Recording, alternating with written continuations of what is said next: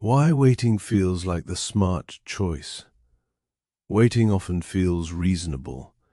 You tell yourself you're being patient, that you're thinking things through, that you're avoiding mistakes. From the outside, it looks sensible. You're not rushing. You're not acting impulsively. You're giving yourself time. And because waiting feels calm, it feels responsible. But psychologically, waiting often isn't about timing. It's about protection. Waiting reduces exposure. As long as you don't act, nothing can go wrong. There's no risk of failure, no evidence that something didn't work, no confirmation that effort might be wasted. So waiting keeps possibility alive. As long as you haven't tried, success is still theoretically possible. The moment you act, that possibility collapses into reality, and reality can disappoint. So the system delays not because it's unsure, but because delay preserves safety. Waiting also protects identity. If you don't act, you don't have to redefine yourself. You don't have to face limits.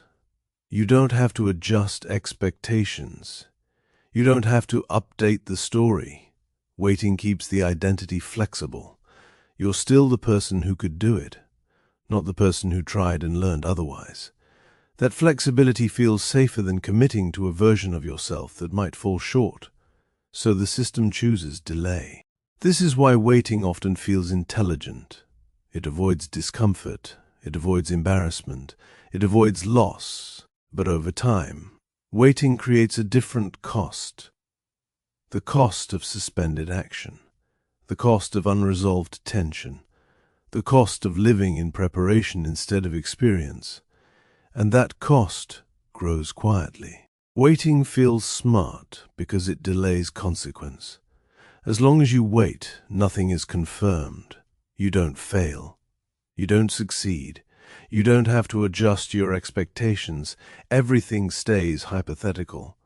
But the mind treats hypothetical safety as real safety, so waiting becomes self-reinforcing. The longer you wait, the more action feels like disruption. Not because the task is harder, but because delay has become familiar, and familiar feels safe. This is why clarity rarely arrives first. Clarity usually comes after movement, not before it. Action creates information.